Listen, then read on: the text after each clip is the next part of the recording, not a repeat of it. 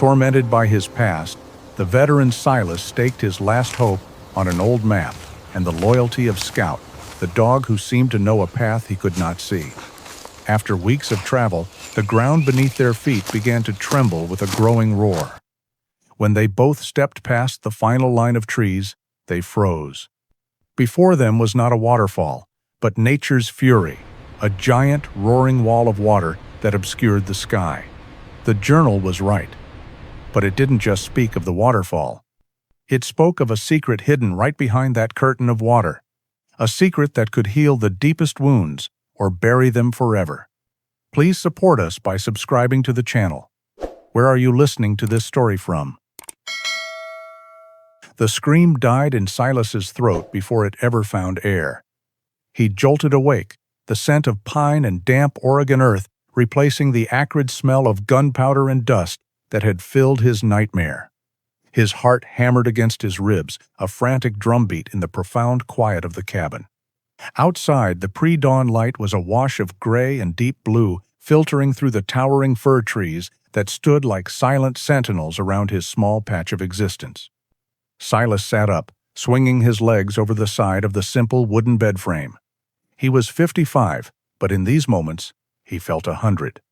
A tall man, his frame had thinned from its military prime but remained strong, a testament to a life of discipline. His brown hair, cut short, was streaked with silver at the temples, and his face was a map of past hardships, though his eyes held a deep, weary kindness. He ran a hand over his face, the rough stubble rasping against his palm, and took a slow, deliberate breath. The ghosts of Afghanistan were always closest in the dark. He reached for the clothes laid out on the chair.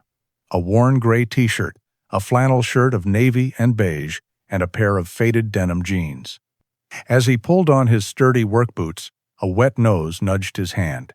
He looked down into the intelligent amber eyes of Scout. Scout was a German shepherd, about 4 years old, with a magnificent coat of wolf gray and white. His ears were erect and alert, his posture proud, but his temperament was one of quiet loyalty. Silas had found him at a rescue shelter 2 years ago, a dog on the brink of being put down, deemed too anxious for most families. Silas understood anxiety. They had saved each other. Now the dog was his shadow, his anchor, his only constant. "I'm all right, boy," Silas murmured, his voice rough with sleep. Scout whined softly, as if unconvinced, and leaned his weight against Silas's leg. It was their morning ritual. Nightmare, then reassurance. The cabin was small, just 2 rooms built from dark, fragrant cedar. It was tidy and sparse. A stack of unopened mail on the small kitchen table hinted at a world he kept at arm's length. His disability pension from the Army was enough to get by, just barely, but the trauma that had earned it also made dealing with the world impossible. It had cost him his marriage, his job as a foreman, and his connection to everyone he had ever known. The isolation was a self-imposed prison, a penance for a past he couldn't outrun. After a breakfast of black coffee and toast, Silas decided to tackle a long-ignored task, the old storage shed attached to the cabin. It was filled with forgotten things from generations past, a dusty tomb of family history he had never bothered to excavate. He needed a distraction, something physical, to quiet the noise in his head. He slid the heavy wooden door open, and a cloud of dust motes danced in the single beam of light from the doorway. The air was thick with the smell of old wood and decay. Scout padded in behind him, his nose twitching, cataloging the ancient scents. Silas started moving things, old tools, and broken furniture, when Scout suddenly froze. His body went rigid, his ears locked forward. A low growl rumbled in his chest, a sound Silas rarely heard. "What is it, Scout? A mouse?" Silas asked, peering into the dim corner. But Scout ignored him. He took a few stiff steps forward and began to bark, not the sharp, loud bark of alarm, but a deep, insistent sound directed at a large, flat-top wooden trunk tucked away under a pile of old canvases. It was bound with rusted iron straps and looked as though it hadn't been touched in a century. "Easy, boy. It's just a box," Silas said, trying to calm him. Scout wouldn't relent. He nudged the trunk with his nose, then looked back at Silas, barking again, his meaning perfectly clear. With a sigh, Silas knelt and brushed away decades of dust and cobwebs.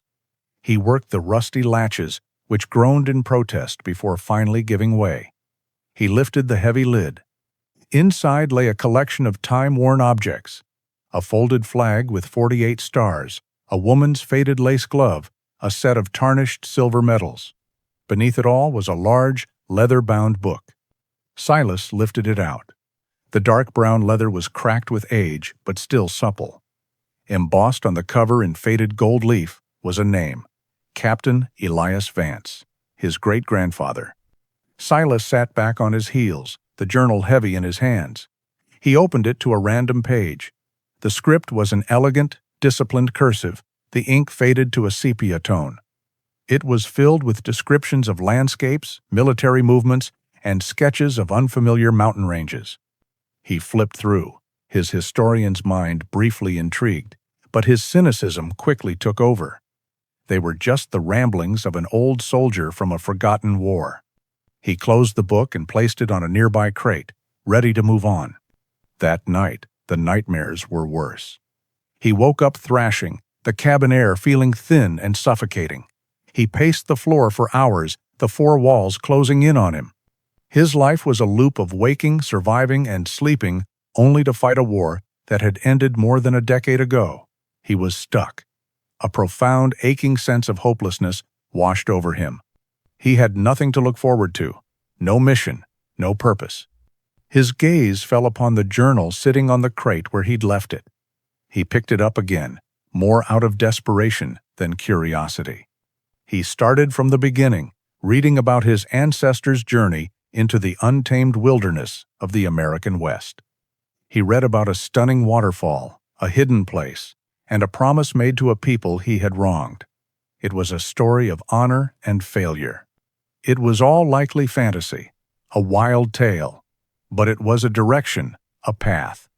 It was something other than the four walls of his cabin and the prison of his own mind. He looked over at Scout, who was watching him from his spot on the rug, his head cocked as if he understood the internal battle raging within his human. The dog gave a soft woof. It was all the encouragement Silas needed. He traced a crudely drawn map in the journal with his finger. It was insane, a fool's errand, chasing a ghost story into the wilderness. But what was the alternative? To sit here and let the silence and the memories finally consume him. "All right, boy," Silas said, his voice firm for the first time in a long time. "Let's go for a walk." He wasn't chasing a treasure, he was chasing a way out.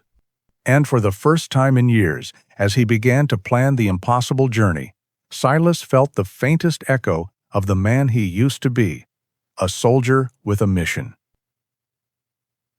The first light of dawn had not yet broken when Silas began his preparations. His movements were methodical, economical, a discipline ingrained from years in the Special Forces. He laid out a topographic map of the Oregon mountain ranges next to the yellowed, brittle sketches from his great-grandfather's journal. The old world and the new, side by side. Into a durable rucksack, he packed the essentials: a water purifier, high-energy rations, a first aid kit, a compass, a fire starter, and a lightweight tarp. Every item had a purpose. He packed no more than he needed, and no less. The journal, carefully wrapped in an oilcloth bag, was placed in the most protected part of the pack. Scout watched every move, his intelligent eyes following Silas around the small cabin. The dog seemed to understand the shift in the atmosphere. The quiet desperation of the past few years had been replaced by a focused energy. When Silas finally shouldered the pack and picked up his walking stick, Scout was already at the door, his tail giving a single, expectant wag. They stepped out of the cabin and into the cold morning air. Silas did not look back. He closed the door on his self-imposed prison and set his face toward the mountains. The journey began on familiar logging roads, but soon they veered off onto a less traveled trail that climbed steadily into the dense wilderness. Here, Silas moved with a quiet confidence he hadn't felt in years. He read the terrain like a book, noting the direction of the wind from the sway of the trees and the passage of time from the angle of the sunday. But the wilderness was not the only battlefield. The enemy within was patient. A branch snapping underfoot sounded like a rifle shot. The cry of a hawk overhead became the scream of a man. In those moments, the forest would melt away, replaced by the sun-baked alleys of a village halfway across the world. His breath would catch, his muscles would tense, ready for a threat that wasn't there. During one such episode, as Silas froze behind a large boulder, his hand instinctively reaching for a weapon he no longer carried, Scout came to him. The dog did not bark or whine. He simply pressed his body firmly against Silas's trembling leg, nudging his head under his master's hand. The solid, warm presence was an anchor. Silas focused on the feeling of Scout's thick fur, the steady rhythm of the dog's breathing. Slowly, the Oregon forest reassembled itself around him. "Good boy, Scout," he whispered, the words a quiet surrender to the dog's unwavering support. Scout's value extended beyond emotional comfort. One afternoon, as they navigated a steep ridge, the dog suddenly stopped, a low growl vibrating in his chest. His hackles were raised slightly as he stared into a thicket of berry bushes downslope. Silas followed his gaze, scanning the area. He saw nothing, heard nothing, but he trusted the dog. He placed a hand on Scout's back to quiet him, and they slowly and silently altered their course, adding a difficult half-mile to their trek. It was only later, when they were safely past, that they saw the fresh tracks of a large black bear near the path they had been about to take. Later that week, they hit a snag. The trail on the modern map diverged from the path described in the journal. A landslide, probably decades old, had wiped out a section of the route Elias Vance had taken. The terrain was a confusing jumble of rock and new growth. Silas spent an hour trying to find a way through, his frustration mounting. It was Scout who found the way. Ignoring Silas's commands to stay close, the dog trotted confidently to a dense wall of ferns and undergrowth. He pushed his way inside, then looked back, barking once. Annoyed but curious, Silas followed.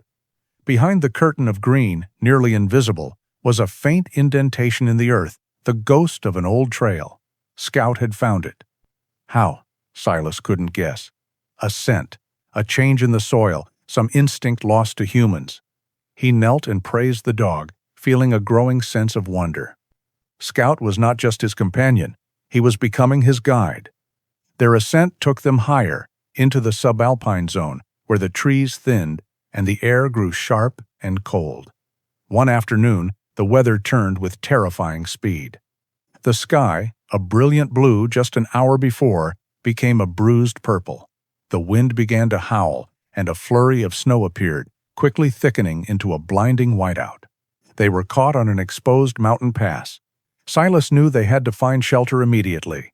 Visibility dropped to near zero. As he navigated a slick patch of rock, his foot slipped. He fell hard, his ankle twisting beneath him with a sickening pop of pain. He cried out, a sharp intake of breath against the biting wind. He tried to stand, but a searing pain shot up his leg. He could put no weight on it. Panic, cold and sharp, began to set in. He was injured, alone, and a blizzard was raging around him. Hypothermia would come quickly. He slumped against the rock, the driving snow already starting to cover him. He was in trouble, real trouble. But he was not alone. Scout appeared through the white haze, whining with distress. The dog licked Silas's face, then began to tug urgently at the sleeve of his jacket. When Silas didn't move, Scout grabbed the strap of his rucksack and pulled, digging his paws into the snow for traction. He was pulling him toward the right, toward a dark wall of rock, barely visible through the storm. Trusting the dog was his only option. Using his walking stick as a crutch, Silas hobbled and crawled, following Scout's insistent pulling. Every movement was agony. The dog never faltered, leading him onward through the blinding snow. Finally, Scout led him to a dark opening in the rock face. A small, shallow cave, barely more than an overhang, but it was shelter. Silas collapsed inside, shivering uncontrollably from cold and shock. The wind howled outside, but in their small sanctuary, it was mercifully still. He was safe, but the cold had sunk deep into his bones. As he fumbled with his pack to get his tarp, Scout lay down beside him, pressing his large, warm body against Silas's side. The dog draped his neck over Silas's chest and began to lick his injured ankle. Huddled together against the storm, man and dog, Silas knew one thing with absolute certainty. Scout had just saved his life. They spent 2 days in the small cave, waiting for the worst of the snow to melt and for the sharp pain in Silas's ankle to subside into a dull, manageable ache. The world outside their rocky sanctuary was transformed, blanketed in a pristine, silent layer of white. The storm, for all its fury, had brought a profound peace to the mountains. During that time, Silas felt the bond with Scout deepen into something beyond simple companionship. They shared rations, Silas carefully portioning his own food to ensure the dog had enough. They shared warmth, huddled together through the cold nights. They shared the silence, communicating in a language of quiet glances and trusting sighs. When Silas could finally bear weight on his foot again, he fashioned a sturdy brace from his walking stick and strips of cloth from his spare shirt. They moved slowly, cautiously, back onto their path.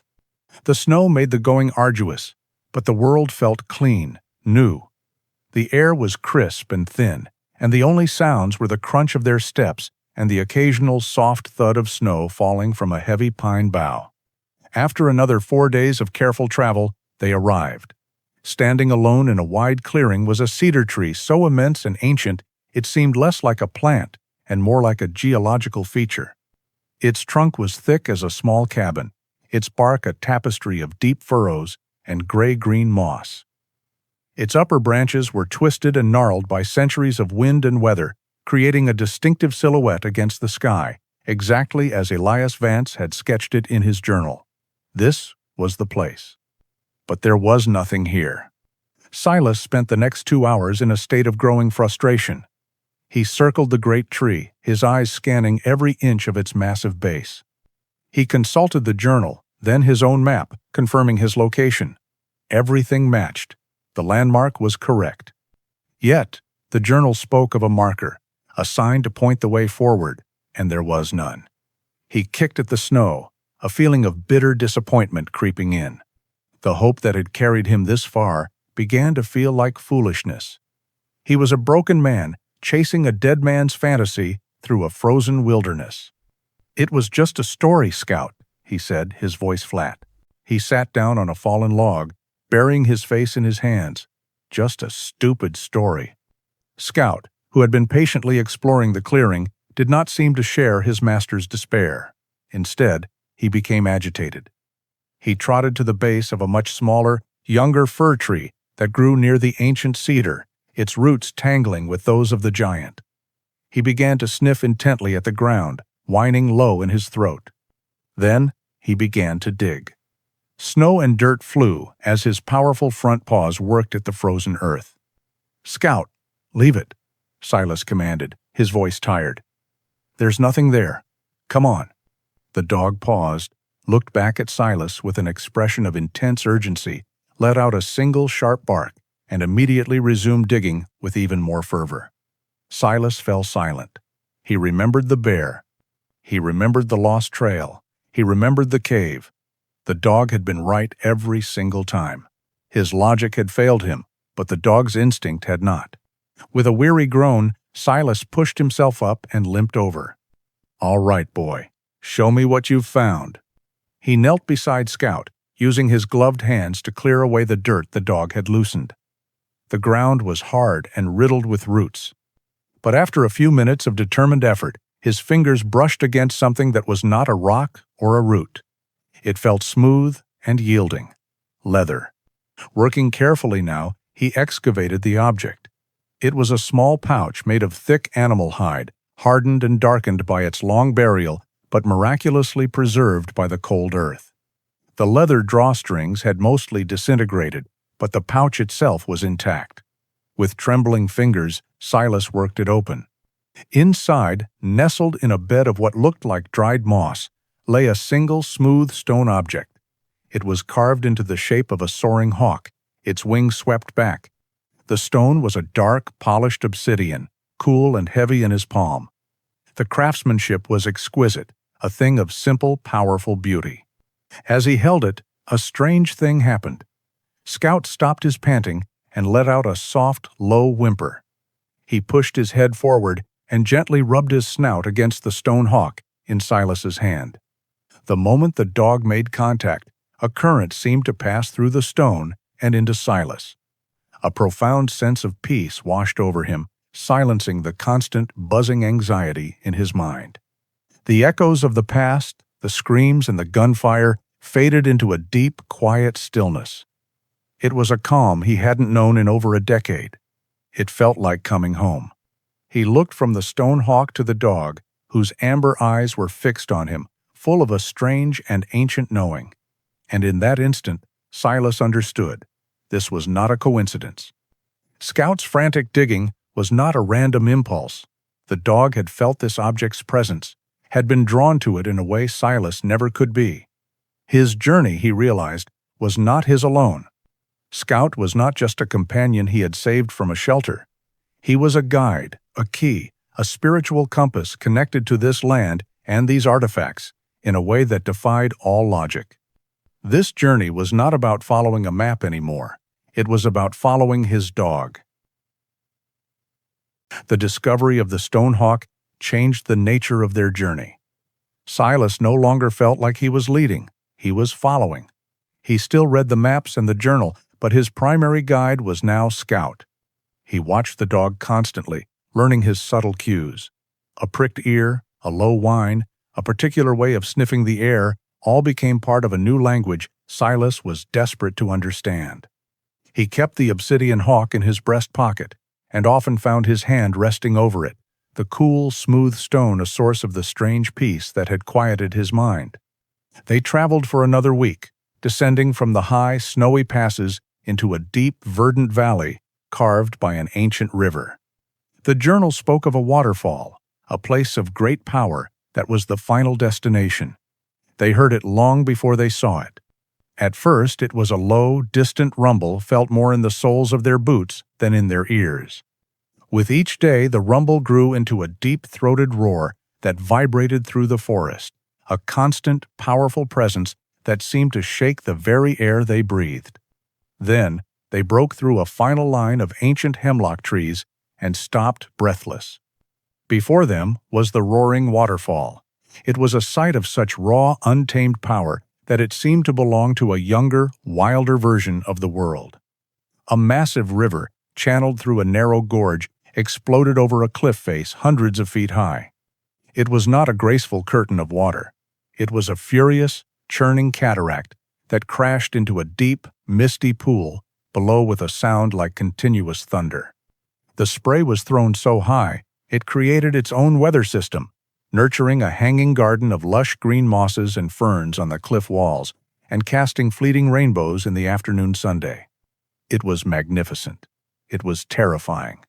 And according to Elias Vance's journal, it held a secret.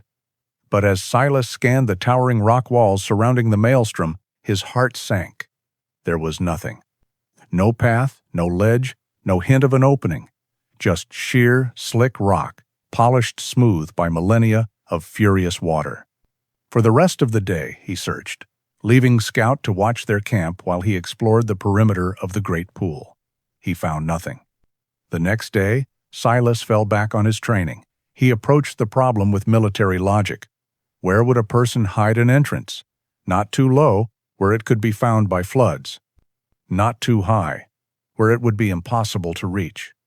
He looked for unnatural angles, rock formations that seemed out of place, anything to suggest a hidden door. He found only the solid, unyielding truth of the mountain. All his logic, all his analysis, was useless against the raw power of this place. By late afternoon, he was exhausted, his bad ankle throbbing in protest. He slumped onto a rock, the roar of the waterfall mocking his failure. He had come all this way, survived the storm, found the totem, only to be defeated by a wall of stone. Doubt, cold and familiar, began to seep back into his thoughts. It was then that Scout, who had been sitting patiently, stood up. He walked to the edge of the turbulent pool, as close as he dared, and stared intently at the cliff face directly behind the most violent part of the cascade. He let out a single, sharp, piercing bark. Silas was about to call him back, but he stopped. He listened. The bark traveled into the wall of water, and the sound that came back was wrong. The echoes from the surrounding cliffs were sharp, clear reverberations. But the echo from behind the waterfall was different. It was muffled, yet also deeper, hollow. It was the sound of a bark hitting a distant, solid surface within an enclosed space. Scout barked again, at the same spot, and the strange, hollow echo returned. A surge of adrenaline shot through Silas. The dog had found it. The entrance wasn't visible. It had to be heard. He watched the waterfall for hours. Into the evening, he noticed a subtle change. As the sun set and the mountain air cooled, the volume of water seemed to lessen slightly, the furious roar softening to a marginally less deafening pitch. It was now or never. "All right, Scout. Stay right with me," Silas commanded, his voice tight with tension. He secured his pack and waded into the icy water of the pool. The current was strong, pulling at his legs. He kept his eyes locked on the spot where Scout had barked. As they drew closer, the noise was overwhelming, a physical force that made his teeth ache. The air was thick with mist, making it hard to breathe. He pushed forward, shielding his face, with Scout swimming powerfully right beside him. They passed through the outer curtain of water and entered a small space of violent chaos. It was like standing in the heart of a hurricane. Then Silas saw it. Not a cave, but a narrow, vertical fissure in the rock, almost perfectly hidden by the cascade. It was just wide enough for a man to squeeze through. He grabbed Scout's scruff, pulling the dog close, and pushed them both into the crack. The moment they were inside, the world changed. The deafening roar of the waterfall was instantly muted, becoming a distant, rumbling whisper. They were in absolute, profound darkness, and a silence that felt ancient. Silas fumbled in his pack for his flashlight, his hands shaking. He clicked it on. The beam cut through the blackness, and Silas's breath caught in his throat. They were standing at the entrance of a vast, natural cavern. The air was still and cool, and held the faint, clean scent of stone and dust, and the cave was not empty. Arranged throughout the immense space, on natural rock pedestals and ledges, were hundreds of artifacts. Intricately painted ceramic vessels sat beside ceremonial staffs, adorned with iridescent feathers. Golden masks with eyes of jade stared blankly into the darkness. Finely woven textiles, their colors still vibrant, were draped over stone platforms. It was not a treasure hoard, it was a cathedral, a sacred place, left exactly as it had been, waiting in the silent dark for centuries. And at the very back of the cavern, something gleamed in the light of his flashlight, something large and golden, standing like a king on its throne. Silas moved through the vast cavern as if in a dream. The air was cold and still, holding a silence so profound it felt sacred. His flashlight beam played across the artifacts, revealing details that stole his breath. A ceremonial headdress with feathers that still held a faint turquoise iridescence. A row of clay pots painted with intricate geometric patterns telling stories he could not read. A shield of stretched hide and wood, its face painted with the image of a great bear. Scout stayed close to his side, his paws making no sound on the stone floor. The dog was unnaturally quiet, his usual curiosity replaced by a calm, watchful reverence. His light finally fell upon the object he had glimpsed from the entrance. It was a totem, carved from a single massive piece of wood and inlaid with gleaming gold. It depicted a great eagle, its wings outstretched as if in flight, its eyes made from polished obsidian that seemed to absorb the light. It was a masterpiece of art and spirit, and it was the clear centerpiece of the sanctuary. Beside the totem's base sat a small metal box, showing none of the rust or decay of the trunk back at the cabin. It had been placed here with purpose, sealed against the damp. Silas knelt before it, his heart pounding. With gentle hands, he worked the latch and opened it. Inside, wrapped in oilcloth, were several pages of paper, preserved perfectly. It was the final entry of his great-grandfather's journal. He recognized the disciplined cursive, but the confident loops and strokes of the earlier entries were gone, replaced by writing that was hurried, heavy with emotion. He began to read. "If you are reading this, then I have failed, and the burden of my failure now falls to you." The words were a gut punch. Silas read on, the story of Captain Elias Vance spilling from the page, not as a soldier's log, but as a confession. He wrote of the campaign, of the senseless violence enacted upon the native tribes of the region. He described his fellow soldiers not as men of honor, but as greedy opportunists who saw these sacred objects not for their beauty or spirit, but for the weight of their gold. "They meant to melt it all down," Elias wrote, "the masks, the ornaments, the ceremonial figures, to turn this holy place into bullion. I could not let it happen. Under the cover of a moonless night, I made a choice. I broke my orders, but I kept my soul. I took what I could carry, and with the help of a tribal scout whose family I had protected, I brought these things here, to this sacred cave he called the Heart of the Mountain, to keep them safe." He had not been a thief. He had been a protector. Elias went on to describe the promise he made to the scout. He swore an oath that he would return every last piece once the conflict was over and the danger had passed. But fate had other plans. A skirmish. 2 weeks later, the final paragraph read, "A meaningless fight over a meaningless patch of land. I took a bullet that was not meant for me. As I lay dying, my only thought was of the promise I could not keep. The weight of it is heavier than any mountain. If you are my blood and you have found this place, the promise is now yours. Do what I could not. Return what was taken. Make this right. It is a matter of honor." Silas lowered the pages, the weight of his ancestors' words settling over him like a physical shroud. The anguish in that final entry reached across a century and a half and found a home in his own heart. The failure of Elias Vance to keep his promise felt startlingly familiar. It mirrored his own great failure, the memory that haunted his nightmares, the IED, the firefight, the moment of hesitation, the loss of his best friend, a man whose life he felt he should have saved. The two burdens, his and his ancestors' too, merged into one crushing weight of guilt. He suddenly understood. This journey had never been about him escaping his past. It had been about him confronting it through the lens of his family's history. Perhaps by succeeding where his great-grandfather had failed, by fulfilling this sacred trust, he could find a measure of peace for them both.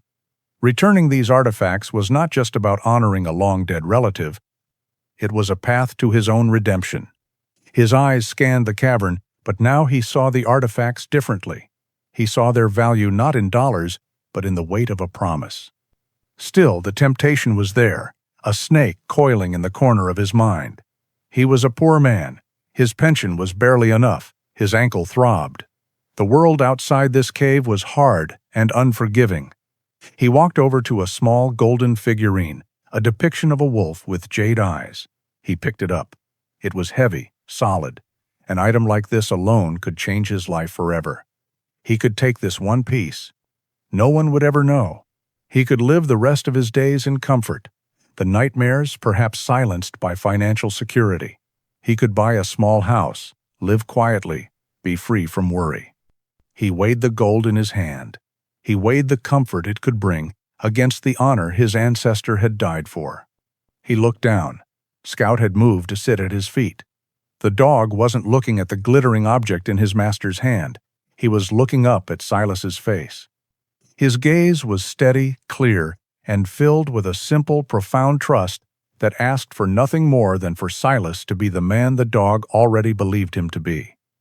It was a look of pure, uncomplicated integrity. How could he betray that? How could he choose a life of comfort built on a lie, a broken promise, when this loyal creature beside him embodied everything that was good and true? Slowly, reverently, Silas knelt and placed the golden wolf back on its stone pedestal. The choice was made. He would not break the promise. He would not tarnish his family's honor or the unwavering faith of his dog. He would do what his great-grandfather could not. He would make this right. The decision, once made, settled in Silas's soul with a quiet finality. His new mission began immediately. He did not touch or move a single artifact from its resting place. Instead, he took out his old satellite phone and, using its camera function, began to meticulously document the cavern. He photographed each object from multiple angles, capturing the arrangement of the sanctuary exactly as he had found it. He spoke softly into the phone's voice recorder, describing each item, creating an audio-visual inventory. It was the careful, precise work of a soldier on reconnaissance, gathering intelligence not for an attack, but for a restoration. Scout sat watchfully at the cave entrance, a silent, furry guardian. When he was finished, Silas took one last look at the sacred space.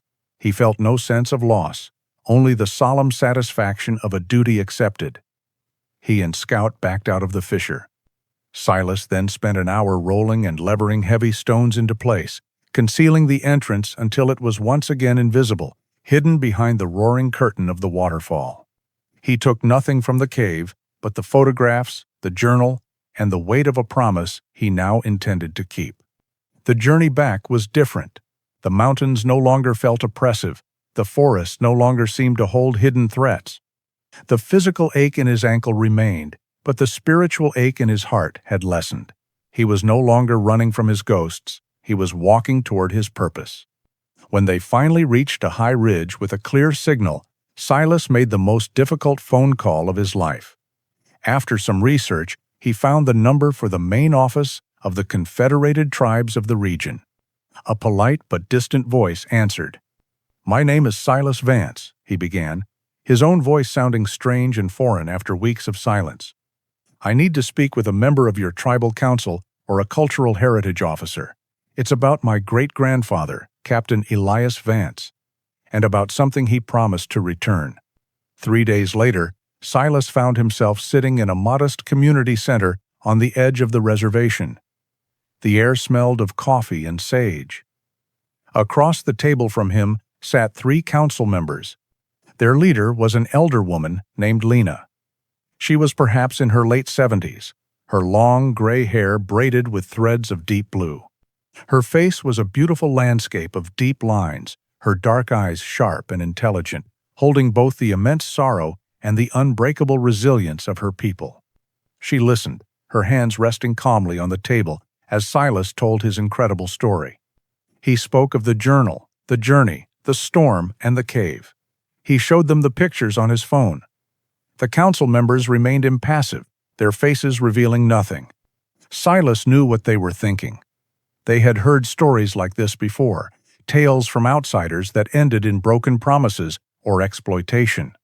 He was another white man with a fantastic story, the descendant of the very cavalry that had taken their land. There was a chasm of history and pain between them. "This is a remarkable tale, Mr. Vance," Lena said finally, her voice calm and even. "You have photographs, but artifacts can be faked. Stories can be invented. Why should we believe you?" Silas had no answer. He had only the truth. The room fell into a tense silence. It was Scout who broke it. The dog, who had been lying quietly at Silas's feet, seemed to sense the impasse. He stood up, stretched, and padded silently across the room. He did not go to the other council members. He walked directly to Lena. He stopped before her chair, looked at her for a long moment, and then gently rested his great head on her knee. He gave a soft sigh and closed his eyes. The gesture was so simple, so full of pure, uncomplicated trust, that it changed the energy in the room completely. Lena looked down at the dog, her stern expression softening for the first time. She slowly raised a hand and placed it on Scout's head, stroking his soft fur. "He is a good spirit," she said quietly, looking back up at Silas. The suspicion in her eyes was gone, replaced by a thoughtful curiosity. An animal does not lie about a man's heart. That single peaceful act of trust from Scout had bridged the chasm that words and history could not. A week later, Silas led a small party, including Lena, back to the roaring waterfall. He showed them the hidden entrance, and they stepped from the loud, chaotic world into the sacred silence of the cave. A collective gasp went through the group as they saw the resting place of their ancestors' treasures. Lena began a ceremony. Her voice, at first a low chant, rose in power, singing prayers in a language that had been spoken in this valley for thousands of years. The smell of burning sage filled the cavern. It was not a ceremony for Silas, but for the spirits of the place and the artifacts themselves, welcoming them home. When the ceremony was complete, Lena turned to Silas. "You have fulfilled your ancestors' promise," she said. "You have returned our heart to us. Your family's debt is paid." Silas simply nodded, unable to speak. As he watched the tribal members move among the artifacts, touching them with reverence and weeping tears of joy, he felt the immense weight he had carried for so long, his own guilt and his ancestors', 30H, finally lift from his shoulders. The ghosts went quiet. For the first time since that terrible day in the desert, his soul felt light. Before they left the valley, Lena walked with him for a while. "The journey has changed you," she observed. "It has," Silas admitted. "Many of your people come back from their wars with wounded spirits, like you," she said, her eyes kind. "They have no mission, no tribe to welcome them home. They are lost." Her words struck a deep chord within him. He looked down at Scout, who was walking happily beside them, his tail held high. He thought of his own journey out of the darkness. It was a mission that saved him. It was a connection to the wild earth that healed him. And it was the unwavering loyalty of a good dog that guided him. He knew in that moment what he had to do. His life was not over. A new mission was just beginning. "I think," Silas said slowly, a genuine smile touching his lips for the first time in years, "that maybe Scout and I can help with that." The story of Silas and Scout reminds us that some wounds are too deep for time to heal alone. True healing often begins with a new purpose, and the unwavering loyalty of a creature who sees not our past failures, but the person we are trying to become. If their journey of honor and healing touched your heart, please let it show with a like, and consider sharing this message of hope with someone who may need it. We invite you to join our community by subscribing, so we can continue to bring you these stories. Let us know in the comments what a loyal animal has meant in your life. And just as one story finds its peace, another is waiting for you now on your screen.